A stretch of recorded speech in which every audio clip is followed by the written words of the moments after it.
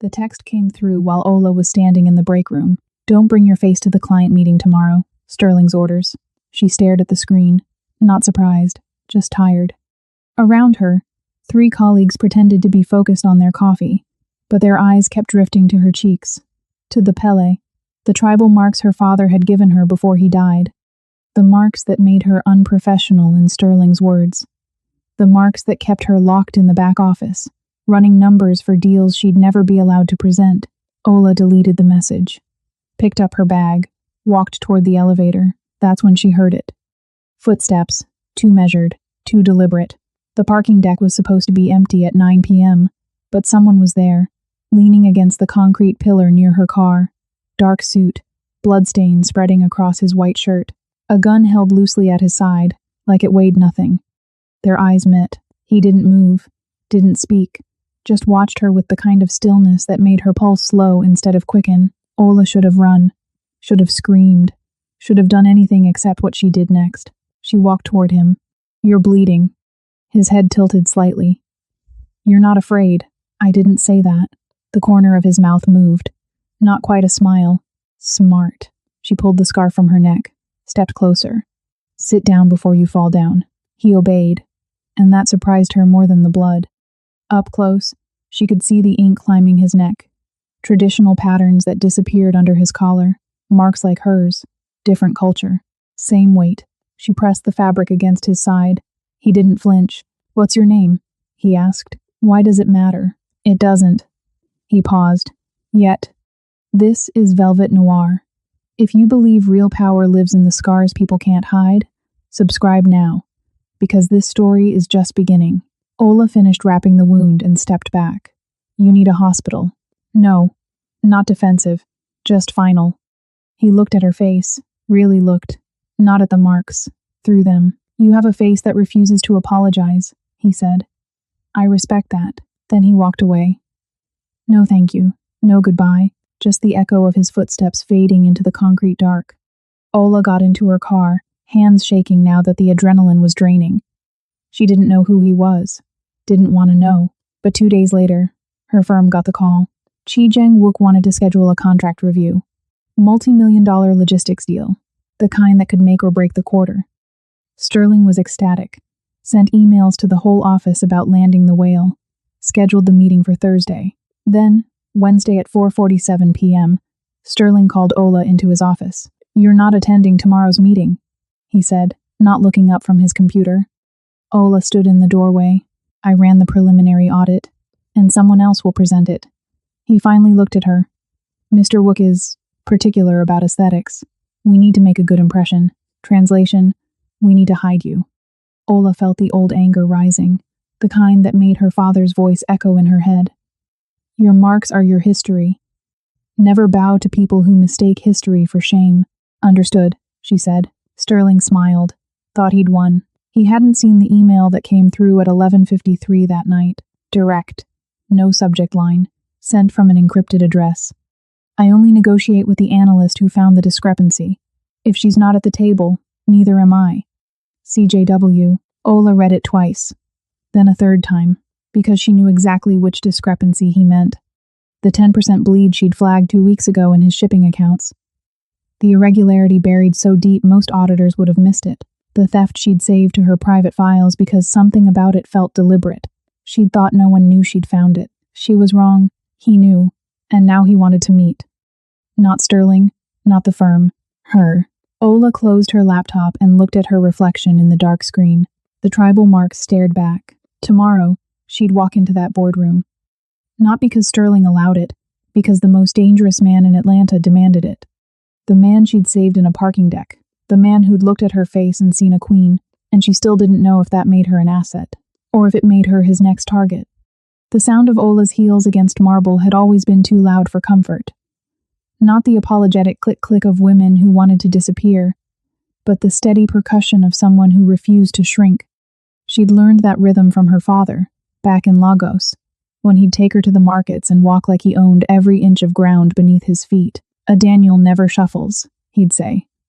"We walk with purpose, or we don't walk at all." The pele on her cheeks had been his final gift. 3 deliberate marks on each side, carved when she was 7. following the tradition of his Yoruba ancestors. He'd held her hand through the pain, whispering stories about queens who wore their lineage on their faces like crowns. 10 years later, he was dead. Cancer that moved faster than any of them expected. And now those marks, the ones he'd called her inheritance, were the reason Sterling kept her hidden in the back offices of Hartwell and Associates, running audits that would never carry her name. Thursday morning arrived with the kind of Atlanta heat that made the air shimmer. Ola dressed carefully, silk blouse the color of midnight, tailored pants that cost a week's salary, her father's gold earrings that caught the light when she moved. If she was walking into that boardroom, she'd do it on her terms. The office was already buzzing when she arrived. Harper stood near Sterling's door, rehearsing the presentation Ola had built. Every slide, every data point, every conclusion she'd drawn from hundreds of hours analyzing Wook Holdings' operations. Harper saw her and had the grace to look embarrassed. Ola, it's fine, Ola said, walking past.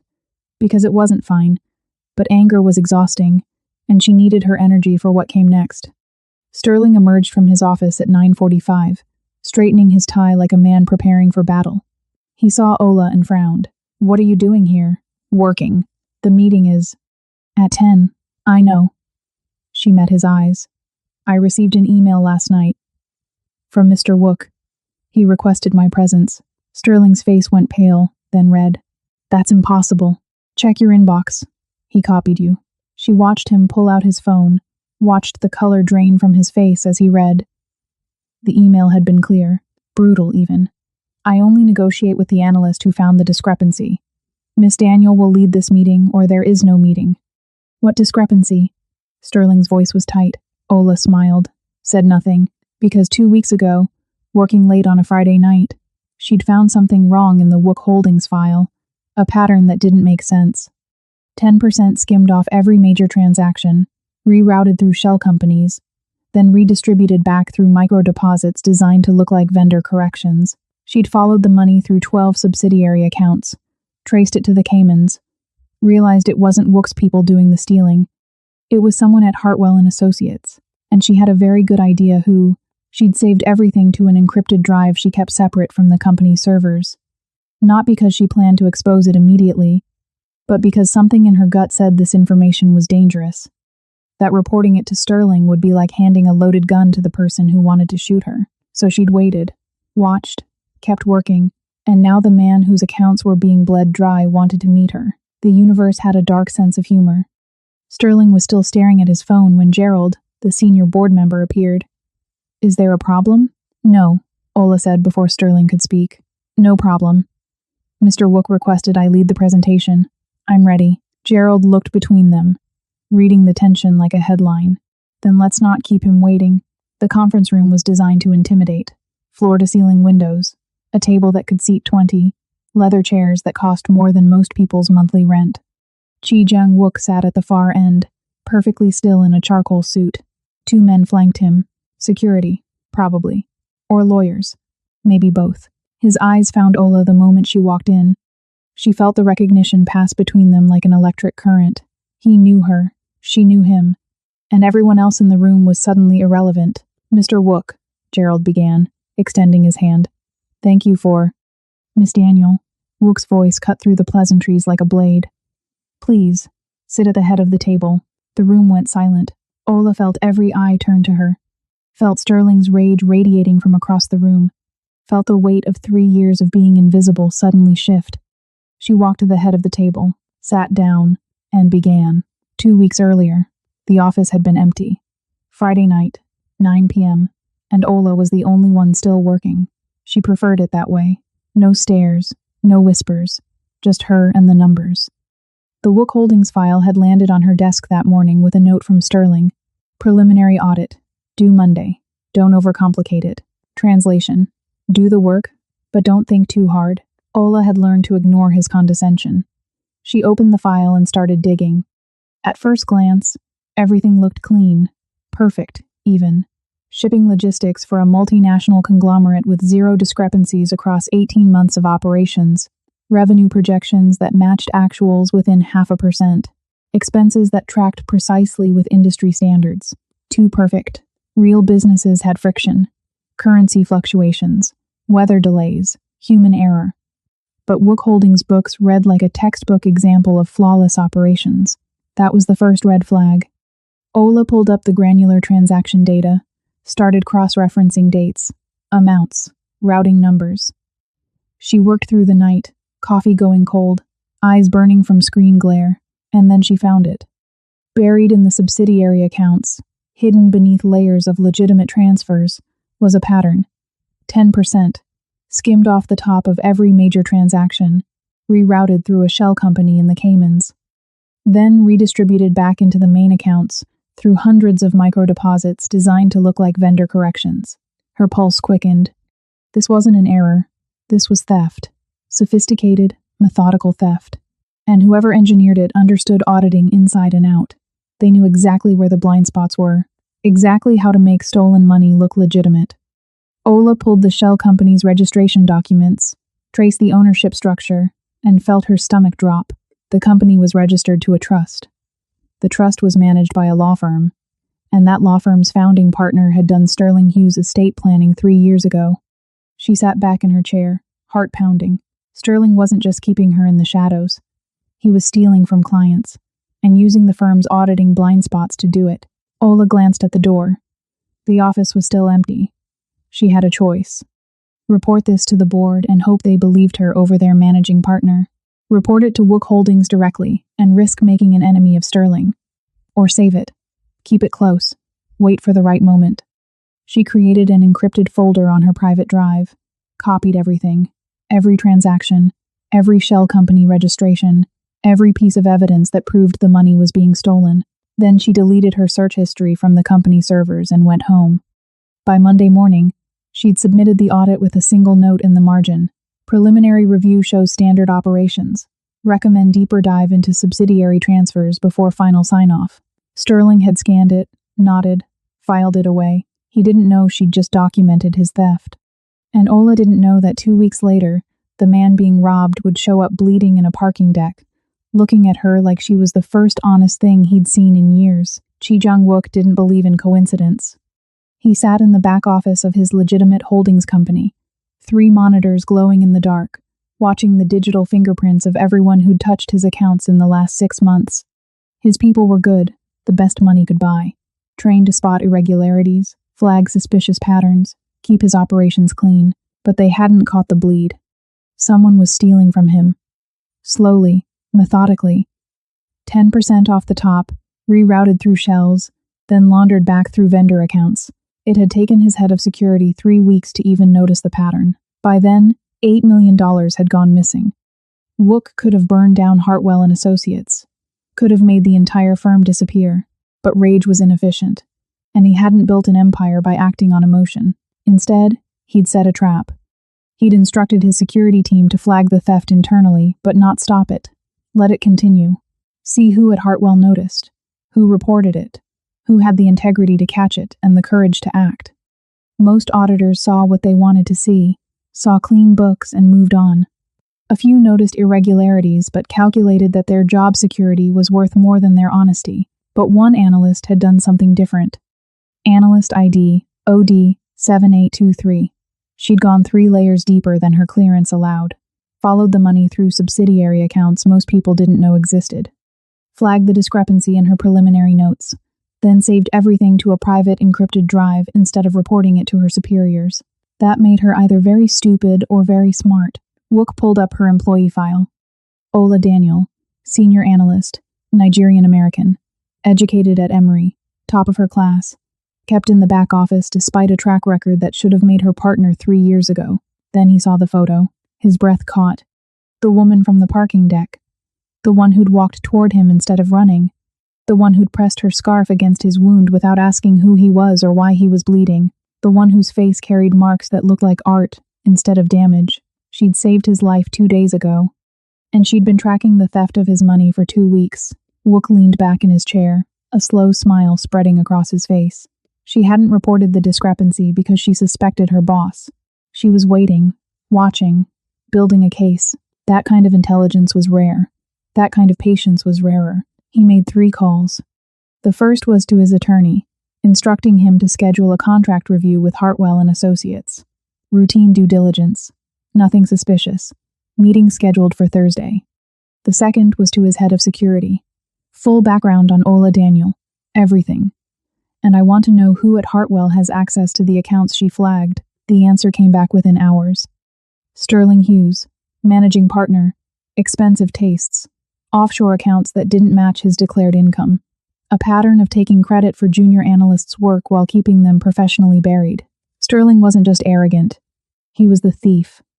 Wook could have ended him immediately. One phone call to the right people, and Sterling would vanish into the kind of legal nightmare that destroyed careers and families. But that would be wasteful, because Ola Daniel had the evidence. She just didn't know what to do with it yet. And Wook wanted to see what she'd do when she realized the bleeding stranger she'd saved was the man whose money Sterling was stealing. Wanted to see if she had the spine to use the ammunition she'd been gathering. The third call was to himself. A reminder drafted at 11 p.m., scheduled to send at 11:53 p.m., Wednesday night, after Sterling would have told her she couldn't attend the meeting, after she'd gone home angry and alone. The message was simple. I only negotiate with the analyst who found the discrepancy. If she's not at the table, neither am I. He added his initials. CJW, then he waited. The response came 8 minutes later. I'll be there. 3 words. No questions. No panic. Just confirmation. Wook smiled in the darkness of his office. He'd found exactly what he'd been looking for. Someone who couldn't be bought, couldn't be intimidated. Someone who saw corruption and documented it instead of ignoring it. Someone worthy of the empire he was building. Now he just had to see if she'd take the offer. The presentation lasted 40 minutes. Ola walked them through every aspect of Wook Holdings' operations. Revenue streams, logistics efficiency, market positioning. She spoke with the kind of quiet authority that came from actually understanding the numbers, not just reading them off slides. Sterling tried to interject twice. Both times, Wook cut him off with a look. When Ola finished, she set down her tablet and met Wook's eyes. Questions? Just one. He leaned forward slightly. The discrepancy you referenced in your preliminary notes. The 10% bleed in the subsidiary transfers. Did you determine the source? The room went cold. Sterling stood abruptly. Mr. Wook, I assure you there's been no... I wasn't asking you. Wook's voice was pleasant, dangerous. Miss Daniel, the source? Ola felt every eye in the room turn to her. This was the moment. The choice. Protect Sterling and stay invisible, or tell the truth and burn everything down. She thought of her father, of his voice saying, a face without history is a face without soul. She'd spent 3 years hiding, shrinking, letting Sterling take credit for her work while keeping her locked away. Not anymore. The source is internal, she said clearly. Someone at Hartwell and Associates has been skimming 10% off your major transactions and laundering it through shell companies in the Caymans. I flagged it 2 weeks ago and saved the evidence because I suspected reporting it through normal channels would be counterproductive. Sterling's face went white. This is outrageous. Ola, what are you? The shell company is registered to a trust managed by Hartwell and Lee, Ola continued, her voice steady. The same firm that handles your personal estate planning, Mr. Hughes. Gerald stood. Sterling. My office. Now. This is a misunderstanding. Now. Sterling left, flanked by 2 board members. The door closed behind them with a soft click. Wook stood. Gentlemen, I'd like a moment alone with Miss Daniel. The remaining board members exchanged glances but filed out silently, and then it was just the 2 of them. Ola's heart hammered, but she kept her expression neutral. Professional. Wook walked slowly around the table until he stood directly in front of her. You knew, she said. About the theft. About Sterling. You knew before you scheduled this meeting, I suspected. And you wanted to see if I'd report it. I wanted to see if you'd survive it. He tilted his head slightly. Most people would have kept quiet, calculated that their career was worth more than their integrity, and if I had, then I would have signed the contract and never spoken to you again. He paused. But you didn't. No. Why not? Ola met his eyes. Because my father didn't raise me to watch theft happen and do nothing, even when doing something costs everything. Something shifted in Wook's expression. Recognition, maybe. Or respect. The parking deck, he said quietly. You could have left me bleeding. Called the police. walked away. But you helped. You were hurt. I'm a stranger who was holding a gun. You were a person who needed help. She straightened. I don't abandon people just because they're dangerous. Wook smiled. Actually smiled. Do you know what I thought when I saw you walk toward me instead of running? That I was an idiot? That you were the first honest thing I'd seen in years. The air between them felt charged. Ola could feel her pulse in her throat. Dinner, Wook said. Tonight, I'll send a car. That sounds like an order, not an invitation. It's a request. You can refuse. And if I do, then I'll regret not getting to know the woman who saved my life and exposed my thief in the same week. He stepped back, giving her space. 7 p.m. The car will wait if you need time to decide. Then he walked out, leaving Ola alone in the conference room with her racing heart and the realization that everything had just changed. The car that picked up Ola wasn't the kind you called from an app. Black. Tinted windows. A driver who opened the door without looking at her face.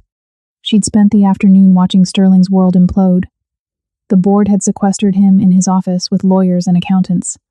Federal investigators had arrived by 2 p.m. By 4, Sterling's access to company systems had been revoked. Harper had apologized 3 times, each time looking more uncomfortable than the last. Ola had accepted with grace she didn't feel and finished her work. Now, driving through Atlanta's industrial district as the sun painted the sky crimson, she wondered if she'd made a terrible mistake, trusting a man she'd met in a parking deck, a man who carried guns and built empires in shadows. The car stopped in front of a building that looked abandoned from the outside. Inside, the space transformed, floor-to-ceiling windows overlooking the city, minimalist furniture that probably cost more than her annual salary, and at the center of it all, a table set for 2 with candles that hadn't been lit yet.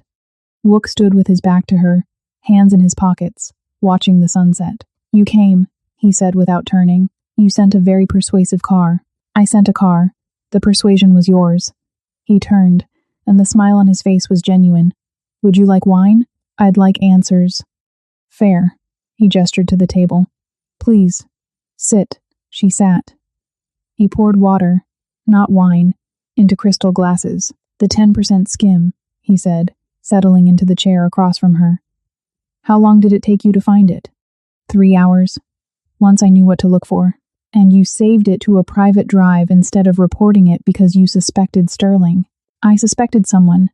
Sterling was the obvious candidate. Why didn't you go to the board? Ola considered her answer carefully. Because I'm a black woman with tribal marks working in a firm run by white men who've spent 3 years keeping me invisible. Who do you think they'd believe? Wook nodded slowly. So you waited. I documented. Waited for leverage. And I gave you that leverage today. Did you? She leaned forward. Or did you test me? See if I'd sacrifice my career to expose the truth? Both. He didn't look apologetic. I needed to know if you were the kind of person who could be trusted with important things, dangerous things. And you walked toward a bleeding stranger holding a gun. You exposed a managing partner's theft in a room full of his colleagues. You don't scare easily, Miss Daniel. Thunder rumbled outside. The first drops of rain hit the windows like thrown stones. Why me? Ola asked quietly. You could have anyone. Accountants, lawyers, people who don't come with complications. Wook stood, walked to the window. When he spoke, his voice was softer. Come here. She shouldn't have obeyed, should have demanded answers from her seat. But curiosity was a hunger she'd never learned to ignore. She stood beside him at the window, close enough to feel the warmth radiating from him. You see that building? He pointed to a skyscraper in the distance. I bought it when I was 25. Paid cash. Laundered money from my father's organization through legitimate businesses until I owned half of Buckhead. Why are you telling me this? Because I'm tired of wearing masks. He looked at her directly. I'm tired of people seeing what they want to see instead of what's actually there. He rolled up his sleeve, revealing the ink that covered his forearm. Traditional Korean patterns, dragons and waves and symbols she didn't recognize. I got these when I was 17, he said. The day I became my father's soldier. The day I stopped being a son and became a weapon. He traced the designs with his finger. People see these and assume violence. They're not wrong, but they're not right either. These marks are my history. My choices. The person I became and the person I'm trying to move beyond. He let his sleeve fall, looked at her face. Not at the marks, through them. You have marks too, he said. Not from violence, from lineage. And the world judges you for them just like they judge me for mine. So what? Ola's voice was sharper than she intended. We're both marked, so we should trust each other? No. Wook stepped closer, not crowding, just present. We're both marked, so we understand what it means to be visible in a world that wants us hidden, to carry our histories where people can see them and refuse to apologize for it. The rain was heavier now, drumming against the glass like 1,000 fingers. I'm not asking you to trust me because we're alike, Wook continued. I'm asking you to consider a partnership. Real one. You audit my operations. Keep them clean. Keep them honest. Make sure I'm building something legitimate. And in exchange? In exchange, I make sure no one ever hides you again. Ola's breath caught, because she understood what he wasn't saying. This wasn't a job offer. It was an alliance with a man whose empire was built on calculated risks and shadows. I have conditions, she said.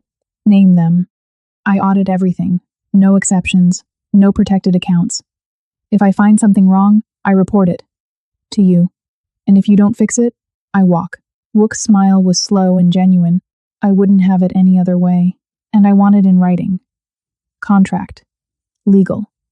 No handshake agreements that disappear when it's convenient. Done. And I'm not your employee. I'm your partner. Equal say, equal respect. Yes. The word hung in the air between them. Simple. Final.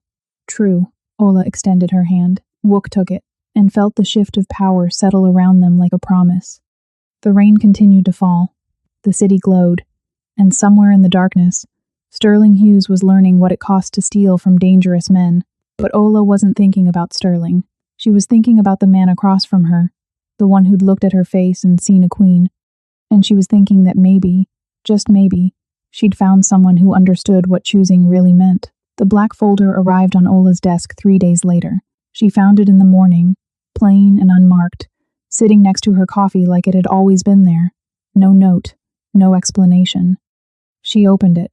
Inside were bank statements, offshore accounts, wire transfer records, 3 years of financial evidence documenting every illegal transaction Sterling Hughes had orchestrated. And at the bottom, a single note in clean handwriting. For when you're ready, CJW. Ola closed the folder, heart pounding. She looked around the office. Sterling hadn't returned since the federal investigators arrived. His office stood empty, door sealed with legal tape. But the board was still deciding what to do. Whether to prosecute, whether to settle quietly, whether to protect the firm's reputation, or pursue justice. Ola had already made her choice. That night, she sat in her apartment with the folder spread across her kitchen table. Rain tapped against the windows. Her father's photograph watched from the shelf. She thought about the queens he'd told her about, the ones who didn't wait for men to fight their battles, the ones who understood that real power wasn't in the sword you carried, but in knowing exactly when to use it. Sterling had kept her in the shadows for 3 years, had taken credit for her work, had made her feel like her face was a liability instead of her history, and now she had proof he was a thief. Her phone buzzed. Unknown number. Second thoughts? She stared at the message, typed back. How did you get this? I have people who find things. Why give it to me? You could have destroyed him yourself. 3 dots appeared, disappeared, appeared again. Because I wanted to see if you had the spine to do it. Ola set down the phone, looked at the folder, made her decision. By 3 a.m., she'd compiled everything into a single encrypted file. Bank records cross-referenced with client accounts. Wire transfers matched a date Sterling claimed to be in meetings. A pattern of theft so clear that even a first-year law student could prosecute it. She sent it to the firm's board of directors with a subject line that read, "Evidence requiring immediate action." Then she sent a copy to the Georgia State Bar's Ethics Committee, then a final copy to the FBI's Financial Crimes Division. She attached a cover letter with her analysis. Professional, clinical, devastating, and then she went to bed. The response came at 7 a.m. An emergency board meeting. Mandatory attendance. 9 a.m. sharp. Ola dressed carefully. The same silk blouse she'd worn to Wook's dinner. Her father's earrings. Heels that clicked with purpose. When she arrived, the entire board was assembled. Gerald stood at the head of the table, face grave. Miss Daniel, thank you for coming. She sat. We've reviewed the evidence you submitted, Gerald continued. All of it. And we've consulted with legal counsel, federal investigators, and our external auditors. Ola waited. Sterling Hughes has been terminated effective immediately. Federal charges are pending. The firm will be cooperating fully with all investigations. Relief flooded through her, but she kept her expression neutral. Additionally, Gerald said, the board has voted unanimously to offer you the position of managing partner, effective immediately, with full equity and decision-making authority. The room went silent. Ola had dreamed of this moment for 3 years. Partner, equity, power, everything Sterling had denied her. There's one condition, Gerald added. Chi Jang-wook has expressed interest in expanding his contract with the firm. He's requested that you personally oversee all of his accounts. Of course he had. I accept, Ola said. Both the partnership and the client responsibility. Gerald smiled. Welcome to leadership, Miss Daniel. The meeting adjourned. Board members congratulated her, shook her hand, suddenly saw her when they'd spent years looking through her. Ola felt the weight of it all settle on her shoulders. The victory, the responsibility, the knowledge that she'd burned down a managing partner's career and risen from the ashes. Her phone buzzed. Congratulations, partner. Dinner tonight to celebrate? CJW. She smiled, typed back. I'll send my own car this time. Even better. The restaurant Ola chose was public, upscale but visible. She wasn't meeting Wook in shadows anymore. He arrived exactly on time, dressed in a dark suit that probably cost more than most people's monthly rent, but his expression was different. Lighter. Like he'd shed a weight he'd been carrying. Congratulations, he said, taking the seat across from her. 4. Managing partner, taking down a thief, becoming the most powerful analyst in Atlanta in less than 2 weeks. He smiled. Take your pick. I had help. You had ammunition. You're the one who fired the shot. The waiter appeared, took their order, disappeared. Wook leaned back, studying her. How does it feel? Surreal. Terrifying. Right. She paused. Like I should have done it 3 years ago. You weren't ready 3 years ago. How do you know? Because 3 years ago, you wouldn't have saved a bleeding stranger in a parking deck.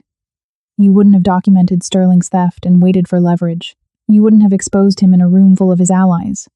Wook's eyes were steady on hers. You've been sharpening yourself, becoming the kind of person who could handle power when it arrived. And now it's arrived. Now you've taken it. Their food came. They ate in comfortable silence, the kind that only happened between people who didn't need to fill every moment with words. Finally, Ola set down her fork. The folder, the evidence. Where did you get it?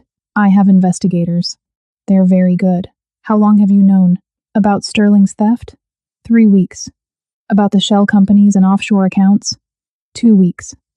He sipped his wine. I was waiting to see what you'd do with the information. You tested me. I gave you a choice. He met her eyes. There's a difference. Is there? Yes. A test has a right answer. A choice just shows who you are. Ola leaned back, processing. So this whole thing, the parking deck, the meeting, the folder, it was all engineered. No. Wook's voice was firm. The parking deck was real. I was bleeding. You saved my life. That wasn't a test. That was you being the kind of person who walks toward danger instead of away from it. And the meeting?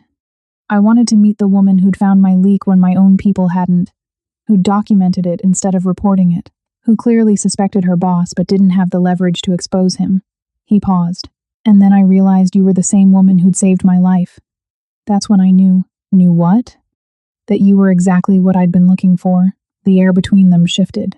Charged. Which is? Ola asked quietly. Someone I can trust with my empire's secrets. Someone who won't be bought. Won't be intimidated. Someone who sees corruption and documents it instead of ignoring it. A partner. An equal. Wook reached across the table, not touching her hand, just placing his palm flat on the table between them. I'm building something bigger than my father's organization, he said. Something legitimate. But I can't do it alone. I need someone who understands numbers and people. Someone who can spot the rot before it spreads. And in exchange, you get access to more power than Hartwell and Associates could ever offer. You get to build something real, and you get a partner who will never hide you. Ola looked at his hand, at the ink climbing his wrist, at the offer hanging in the air between them. She thought about her father, about his voice saying, "A Daniel never shuffles. We walk with purpose or we don't walk at all." She'd spent 3 years walking carefully, quietly, making herself small so Sterling wouldn't feel threatened. No more. She placed her hand on the table beside his, not touching, just present. "Equal partners," she said. "Equal say, equal respect." "Yes. And if I find corruption in your operations, I report it. No exceptions. I'd be disappointed if you didn't. And I'm not your employee. I'm not your asset. I'm your partner." "Yes." The word settled between them like a contract. Ola's phone buzzed. A text from Gerald. "Board wants to discuss Wook contract expansion tomorrow. Your thoughts?" She showed Wook the message. He smiled. "What are your thoughts?" "That we're going to renegotiate the terms, expand the scope, and make sure Hartwell and Associates understands that I'm the one they're contracting with, not the firm." "Ambitious. You said you wanted an equal." "I did, and I meant it." They finished dinner, talked about logistics, contract terms, audit schedules, the kind of practical details that built empires. When they stood to leave, Wook extended his hand. Ola took it, and felt the future shift into place. 3 months later, Ola walked out of the Hartwell and Associates building at sunset, briefcase in hand, heels clicking against marble with the same defiant rhythm they'd always had. But everything else had changed. People no longer whispered when she passed. They nodded, asked for her opinion, stepped aside to let her through. The pele on her cheeks hadn't disappeared, but somewhere between the boardroom siege and her first restructuring meeting, the narrative around them had shifted. Now, they weren't scars. They were a signature. Her phone buzzed. A text from Wook. "Parking deck. Usual spot." She smiled, because usual spot meant the place where everything had started. The concrete pillar where she'd found him bleeding, where she'd made the choice that changed everything. He was waiting when she arrived, leaning against his car in a tailored shirt with the sleeves rolled up. The wound had healed months ago, no scar visible. "You're late," he said. "I had a meeting." "With who?" "Your CFO." Again. She handed him a folder. "He's still being creative with expense classifications. I flagged everything that needs correction before the quarterly report goes live." Wook opened it, scanned the contents, closed it with a soft laugh. "You really don't pull punches. You told me you wanted honesty. I did, and I meant it." He looked at her, something warm flickering in his dark eyes. "The board made you an offer. Full equity, long-term contract. They did. Are you taking it?" "Part of it. The equity. Yes. The exclusive contract. No." Wook's eyebrow lifted. "No, I'm launching my own firm. Specialized auditing for high-risk clients. Hartwell will be my first client, but not my only one. Ambitious. You said you wanted a partner, not an employee." "I did." His smile widened. "Who's your second client?" "You, obviously. But I'm tripling my rate. Obviously." They stood in the fading light, the city humming around them. 3 months ago, this parking deck had been the site of a chance encounter. A bleeding stranger. A woman who chose to help. Now it was where two equals met to discuss empires. "There's a saying," Wook said quietly, "from my grandmother. The person who sees you when you're covered in blood is the person who deserves to see you when you're wearing gold." Ola felt something shift in her chest, because she understood what he was saying. This wasn't about romance. It wasn't about saving or being saved. It was about recognition. Two people marked by their histories. Two people who refused to hide, finally standing on equal ground. "I have a saying too," she said, "from my father. A face without history is a face without soul. Your father was a wise man. He was." The sun had fully set now, leaving the parking deck bathed in amber streetlights. Somewhere in the distance, Atlanta hummed with its usual chaos. But here, in this concrete space, it was quiet. "People used to tell me no man would choose me because of these marks," Ola said, touching her cheek.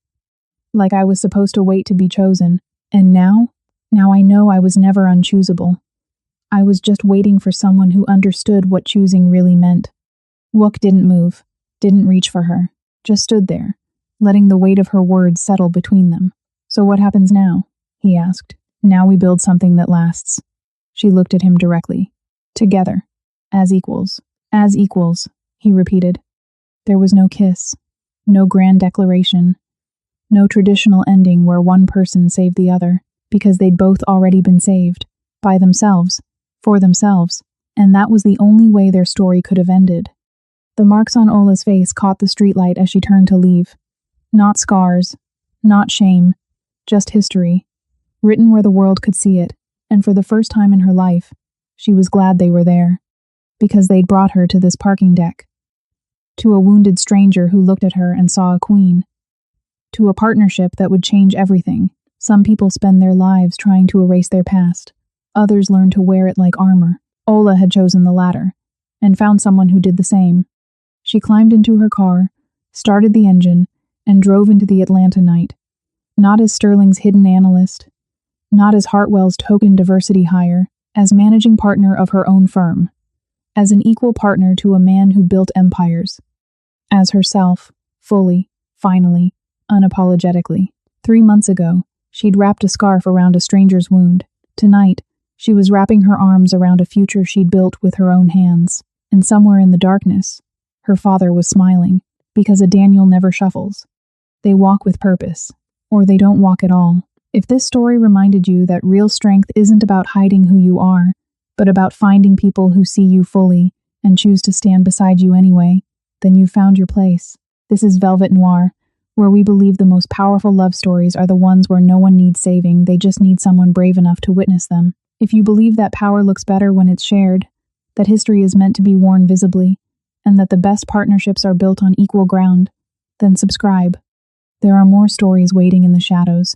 Stories about people who refuse to be hidden, who carry their scars like credentials, who understand that being chosen means nothing if you haven't first chosen yourself. And here's a question for you. Have you ever hidden parts of yourself because you thought they made you unchoosable? What would happen if you let them show?